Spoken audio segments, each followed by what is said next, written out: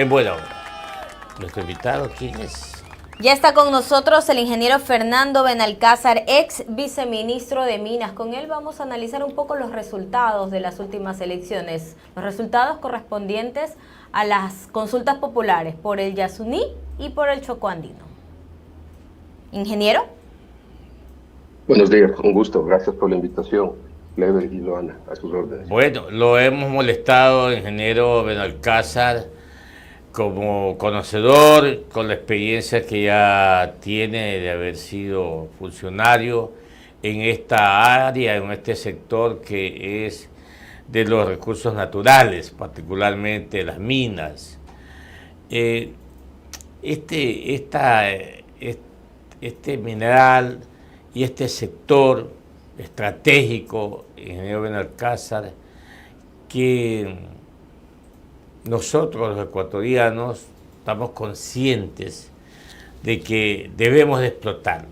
Debemos explotarlo porque el Ecuador es un país que requiere de recursos. Recursos para invertir, para seguir invirtiendo, para seguir explotando, para seguir produciendo. Pero vemos que hay muchas controversias. El sector todavía está, yo diría, no está regularizado. Por ejemplo, hay la explotación minera ilegal, de la que se habla mucho, y hay transnacionales que han llegado al país, han firmado contratos y hay que están explotando, que ya han dado resultados, y hay otras que se ha ido al ver tanta inestabilidad y conflictos. ¿Qué opinión tiene al respecto usted, ingeniero Benalcázar? Gracias, Clever, por la pregunta. Hay que diferenciar claramente la actividad minera legal, aquella que es regulada, estructurada y debe cumplir con todas las leyes, tras una delegación formal del Estado ecuatoriano mediante una concesión o un contrato, de aquellas que son extracción ilícita, ilegal de minerales, que es la que usted describe. Esa, para nuestra audiencia, no paga un impuesto, no le controla a nadie, hace literalmente lo que le da la gana y es un problema de seguridad nacional que adecuadamente en esta administración, este gobierno lo declaró como una amenaza. Y es una amenaza porque las actividades de extracción ilícita van cogidas de la mano de problemas seriosísimos como es el lavado de dinero, como es el lavado de activos, y se ha vinculado formalmente a actividades más graves como el narcotráfico. Entonces, esos dos grandes diferenciadores quisiera que nuestra audiencia nos entienda. Y volviendo a la segunda parte de su comentario, en efecto, todo lo que es la minería estructurada y legal cuenta en el país con el interés y ya con la inversión de empresas grandes multinacionales estructuradas que han recibido esas concesiones y comenzaron a operar a gran escala de manera industrial en el año 2019 con la mina Mirador y con la mina Fruta del Norte. Estas dos constituyen su producción el 65% de lo que se exporta. Y aquí es muy importante resaltar que el 35% sigue en manos de la pequeña minería, también legal y estructurada. El país es un destino de este tipo de inversiones muy atractivo por su calidad geológica, digámoslo de alguna manera, porque lo que se encuentra después de hacer exploración es rentable y a estas empresas les interesa. Pero también coincido con su comentario que dada la situación de incertidumbre, de inestabilidad política e inseguridad jurídica, algunas de estas empresas que llegaron en el 2018 han comenzado a tomar decisiones de dejar de estar presentes en el Ecuador, lo cual es normal y regular cuando se ve cierto tipo de condiciones de inestabilidad y siempre hay una competencia por esos mercados. Yo pongo la plata en donde puedo estar más seguro, como usted y yo haríamos en cualquier inversión. Entonces, es normal, es un proceso en el que con certeza cuando el país comience a tener de nuevo una estabilidad política y vuelva a existir visos, indicadores de estabilidad y de seguridad jurídica, seguiremos adelante. Ceda al respecto, ingeniero Benalcázar, porque el Ecuador lo que más necesita con un esquema monetario de la dolarización es ingreso de dinero fresco, pero no a través de préstamos, sino a través de la misma producción nuestra.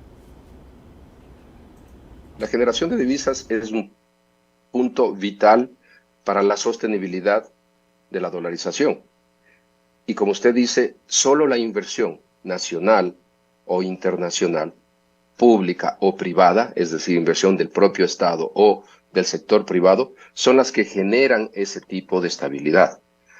Situaciones como las que acabamos de vivir, y entrando un poquito más en el tema de la consulta popular del Yasuní, pueden poner en riesgo un desequilibrio en la balanza comercial.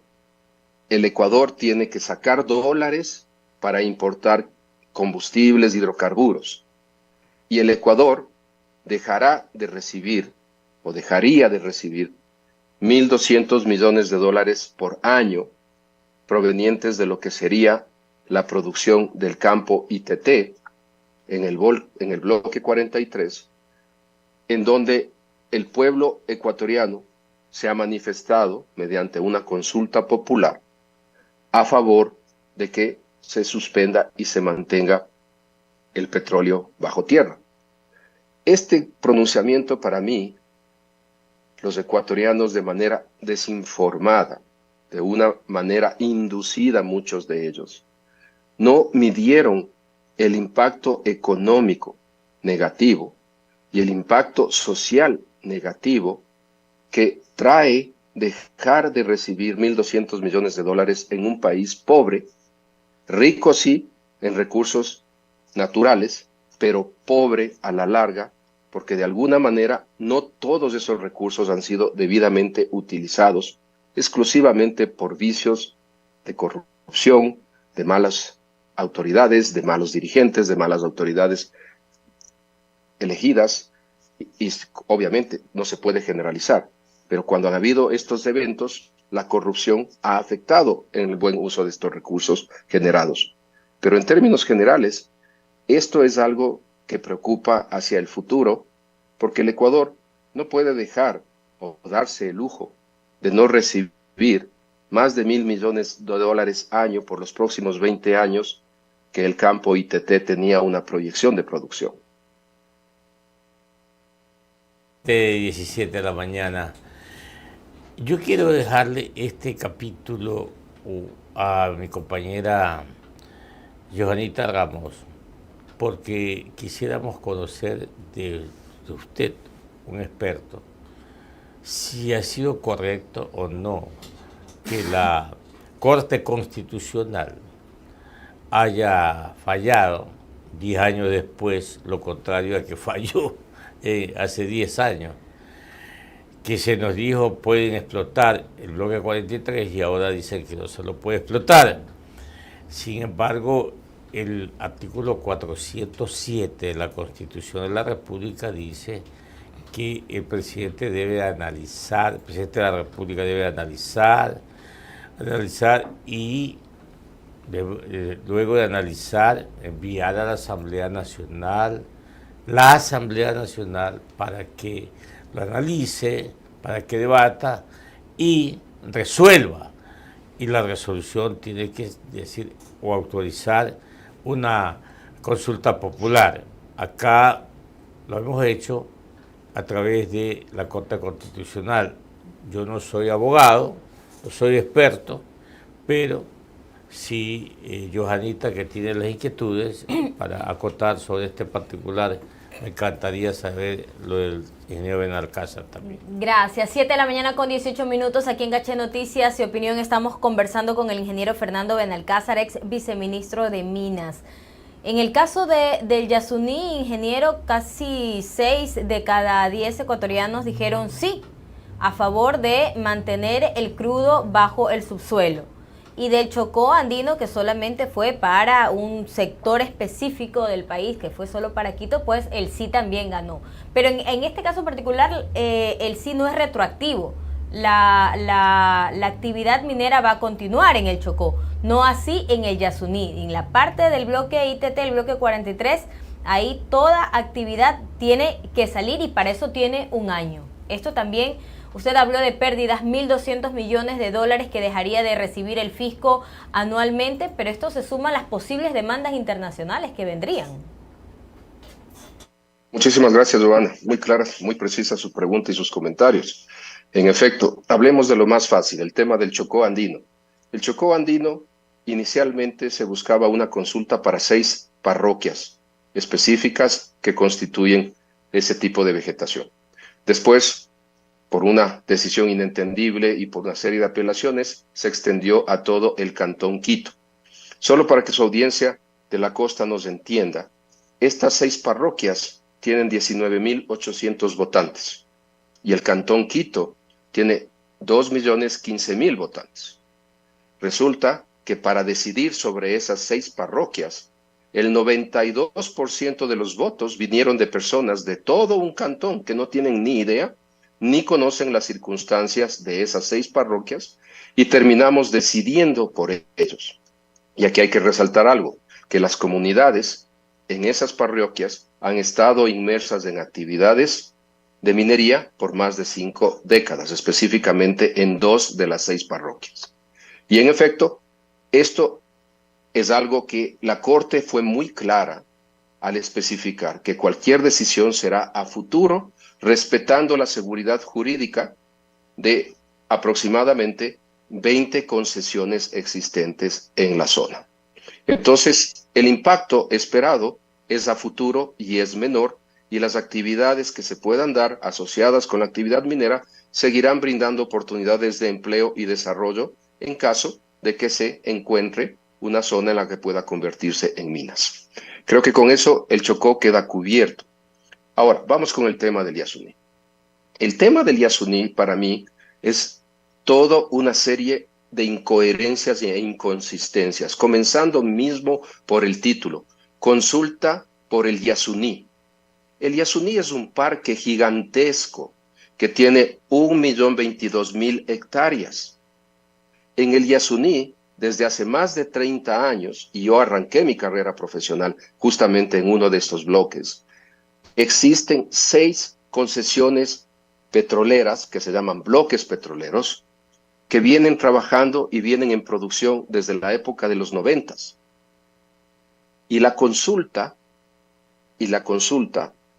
era específica sobre el campo ITT, un pedacito, una puntita en la parte, en el extremo este del Parque Nacional Yasuní, pero en donde existe un campo identificado como Ixpingo Tambococha Tiputini. Los ecuatorianos, inducidos por una campaña mentirosa, una campaña en la cual aseveraban los yasunidos que se va a acabar con el agua, se va a acabar con el aire, se va a acabar con los animalitos, se va a acabar con la biodiversidad, se va a acabar con los pueblos no contactados, influyeron de manera negativa sobre los ecuatorianos que no conocen la zona, que no están en el sector, para llegar a ese voto del sí. Pero notemos algo, que las 2 únicas provincias que votaron por el no, es decir, por continuar con la actividad petrolera, son aquellas provincias que conocen de cerca la actividad petrolera. Una de ellas Sucumbíos. Ingeniero, pero disculpe que lo interrumpa, tengo una duda. Usted habló de una campaña mentirosa, pero Yasunidos utilizó datos del propio gobierno. Por ejemplo, el Ministerio de Derechos Humanos y de la Mujer asegura que ya hay contaminación, alta contaminación en las aguas del río Ixpingo. Un dato, por ejemplo. ¿No es así? Toda esa información no es precisa.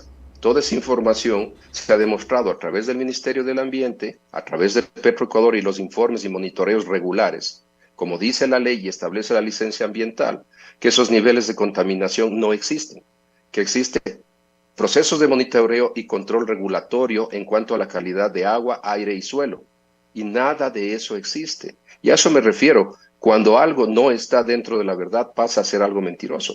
Y sentimentalmente o ideológicamente, si a usted y a mí nos dicen que vamos a acabar con el agua, que vamos a acabar con la naturaleza, obviamente nuestra reacción es decir, no vamos a hacer actividad alguna en ese sentido. Y retomando el tema, Orellana y Napo que son las dos provincias que conocen de la actividad petrolera, porque ahí se ha centrado a lo largo de los 50 últimos años la actividad, votaron a favor de que continúe la misma.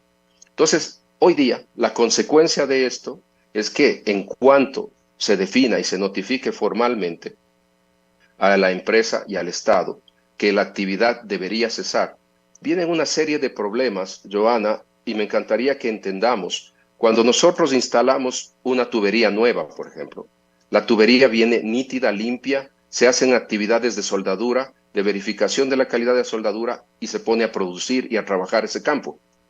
Hoy día, solo para sacar cada tubo tiene que ser debidamente limpiado, debidamente cuidado para poder desmontarlo. No existen precedentes en el mundo de desmontar un campo petrolero en plena producción. Y otro dato interesante, se hicieron vías, derechos de vía que se llaman, en donde van las tuberías. Y de alguna manera son un cordón de comunicación entre el río Napo y las comunidades asentadas en la zona. Comunidades que toda la vida han estado ahí, como los guaorani y algunos quichuas. ¿Usted cree, Joanita, que les van a permitir a la empresa desmontar esas vías de acceso? Estoy seguro que no. Veremos conflictos, veremos situaciones de riesgo. Y por otro lado, la preocupación principal que esto lleva, y lo he hecho públicamente en todas las entrevistas, es que el momento que la empresa petrolera, que es en cumplimiento con la licencia ambiental responsable por evitar el tema de la colonización, salga, veremos un impacto ambiental fortísimo, con una presión para explotación de maderas nobles, para tráfico de fauna, para tráfico de flora, y no se diga, los colonos llegarán a una zona que al momento, al ser tan remota, se mantiene prácticamente prístina. Esa es una preocupación que no se midió, resultado de esta resolución. 7 de la mañana con 26 minutos. Conversando aquí en Cacha Noticias y Opinión con el ingeniero Fernando Benalcázar, ex ministro de Minas, viendo los pros y los contras, ¿no?, de esta decisión. Pero sí creo para la audiencia de Caché, de nuestras radios en el resto del país, para la televisión digital, conocer el experto que nos depara en el corto y mediano plazo al respecto, ingeniero Benalcázar. Al corto plazo, yo creo que veremos una serie de dificultades y procesos que tienen que cumplirse para esta decisión popular. No es como nos imaginamos de soplar y hacer botellas. Señores, paren la producción mañana. Hoy día se están produciendo 58,000 barriles día. No se puede parar esa producción mientras no exista una forma estructurada de la aplicación de esta resolución popular a través de un marco legal. Ese marco legal será una modificatoria en una ley existente, será una modificatoria en la creación de una nueva ley. ¿Y quién puede crear esa ley? Solo la Asamblea, solo el Legislativo. Entonces, primer paso que yo le veo, que tomará unos meses, tomará unas semanas, tomará unos días, el tiempo que sea necesario para la aplicabilidad directa de esta resolución. Segundo, debe haber un plan formal. No es cuestión de decir, mañana salimos y punto. Les decía yo que es muy complejo y si ustedes ven en la prensa, se escucha ya comentarios que es hasta una infamia coger y votar 2.000 millones de dólares en equipos, infraestructura, maquinaria instalada, campamentos, y se sugiere, por ejemplo, reutilicemos los campamentos para hacer un gran centro turístico en la zona. La presión que un gran centro turístico trae a esa porción del Parque Nacional Yasuní será muy preocupante. Y tercero, desde el punto de vista económico, yo creo que debe transparentarse y ser sinceros en todos los números, tanto de Petroecuador cuanto del gobierno central, en entender el impacto económico que se nos viene como país y los efectos que tiene. El efecto más inmediato, esperado, después de no tener esos 1.200 millones, y que lo escuchen bien nuestros radioescuchas, será evaluar el tema de los subsidios. Clever, el Ecuador el año pasado, en el 2022, gastó 4.546 millones de dólares solo en subsidios para los combustibles y los hidrocarburos. Si ustedes vieron las noticias de ayer, claramente establece cómo el consumo de diésel en el Ecuador se ha disparado en este primer semestre del año. Y eso implica más subsidios. No puede dejar de tener un vacío de ingresos y mantenerse los subsidios de los combustibles, con la inminente presión social y protesta que veremos, como hicieron en octubre del 19 y en junio del 22 por el tema de subsidios y combustibles. Y tal vez un reajuste en el tema de impuestos inmediatos, como el impuesto al valor agregado. Se habla una necesidad de compensar 2 puntos, es decir, subir de 12 a 14%. Eso en el corto plazo. Y a mediano plazo, el gobierno que llegue, este gobierno que está de salida no hará nada, pero el gobierno que llegue tiene que ver la manera de incentivar inversiones en el sector de desarrollo de recursos naturales no renovables como petróleo o minería, con las implicaciones de espera en el tiempo. Coger y decir, vamos a invertir en desarrollo y exploración petrolera, no es cuestión de que en 6 meses o en un año se vean resultados. En 6 meses o un año podremos ver ofertas, procesos de rondas de licitación. Y en los próximos 5 a 8 años veremos algún resultado. Igual pasa en la minería.